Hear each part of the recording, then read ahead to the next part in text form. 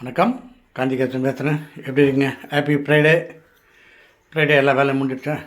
கொஞ்சம் டைம் ஆகிடுச்சு, கிளம்பணும். ஓகேவா? என்னம்மா இன்னைக்கு? ஹலோ, வணக்கங்க எல்லாருக்கும். Happy Friday. பூஜை வேலைலாம் இப்போ தான் முடிஞ்சிச்சுங்க.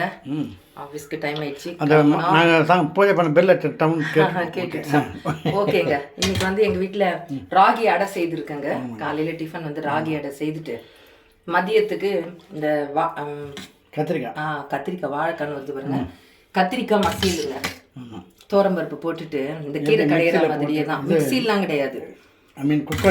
குக்கரில் போட்டு நல்லா ஒரு 2 விசில் வச்சுக்கிட்டு அதுக்கப்புறம் நம்ம பருப்பு கடைவோம் இல்லையா, அதே மாதிரி கடைஞ்சிருங்க.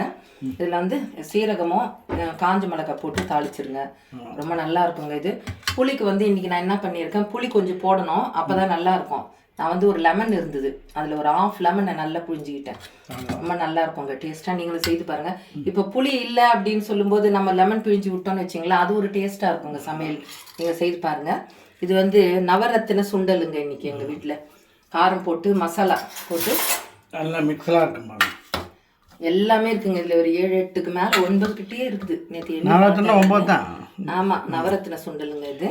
இன்னைக்கு செய்துட்டோம். இதில் வெறும் இந்த மசாலா மட்டும் கலந்துக்கிட்டு சோம்பு போட்டு தாளிச்சிட்டு எண்ணெயில் நல்லா ஃப்ரை பண்ணிவிட்டு எடுத்துக்கோங்க. நான் இதில் வெங்காயம் தக்காளி அதெல்லாம் போடலைன்னா இந்த சுண்டலே நிறைய இருக்குது, அதனால் நான் இந்த மாதிரி பண்ணிட்டேன். நீங்களும் பாருங்கள். இதே மாதிரி ஒரு நாள் கத்திரிக்காய் பஜ்ஜி செய்யுங்க. இந்த பஜ்ஜின்னு கூட சொல்லுவோம், நாங்கள் மசியல்னு சொல்லுவோம். செய்துட்டு இந்த நவரத்தின சுண்டலை சைட் டிஷ்ஷாக வச்சு சாப்பிட்டு எப்படின்னா சொல்லி சாப்பிட கொடுத்தா போதும், அவ்வளோதான். அப்புறம் சின்ன தகவல் சொல்லிடலாமா? ஓகே. ஒரு ஹஸ்பண்ட் சொல்கிறாரு ஒய்ஃபுக்கிட்ட, நீ இந்த சீரியல் பகல விட்டுறம்மா. ஏன் ஒய்ஃப் கேட்குற ஹஸ்பண்டுக்கிட்ட, நீங்கள் குடிக்கிறத மட்டும் நிறுத்திட்டா நம்ம ஃபேமிலி எவ்வளோ நல்லாயிருக்கும், சந்தோஷமாக இருக்கும் அப்படின்னு சொல்கிறேன். அதுக்கு அந்த ஹஸ்பண்ட் சொல்கிறாரு, நான் குடிக்கிறத நிறுத்துறேன், நீ சீரியல் பார்த்து நிறுத்திட்டா நான் இதை நிறுத்துறேன்றது. அதுக்கு அந்த ஒய்ஃப் சொல்கிறாங்க, பார்த்துங்க கொஞ்சமாக குடிங்க, ரொம்ப ஓவராக போகாதீங்க அப்படின்னாங்க. இதுக்கு என்ன அர்த்தம்? என்னால் சீரியல் பக்கம் இருக்க முடியாது, நீ லைட்டாக தண்ணி போட்டுக்கோன்ற மாதிரி தான் இருக்குது. இது கொஞ்சம் ஜாலியாக இருக்கணும். ஓகேவா? பார்ப்போம் மீண்டும்.